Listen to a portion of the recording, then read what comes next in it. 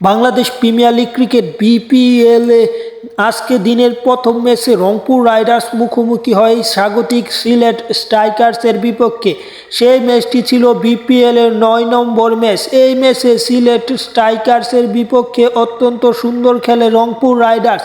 প্রথমে ব্যাট করতে নেমে সিলেট স্ট্রাইকার্স রনি তালুকদার 32 বলে 54 রানের উপর ভিত্তি করে, পাশাপাশি জাকির হাসানের 38 বলে 50 রানের উপর ভিত্তি করে 205 রান সংগ্রহ করতে পারে নির্ধারিত 20 ওভারে 4 উইকেট হারিয়ে, এবং 206 রানের টার্গেটে ব্যাট করতে নামে রংপুর রাইডার্স। এবং 206 রানের টার্গেটে ব্যাট করতে নামলে ওপেনিংটা তেমন ভালো হয়নি।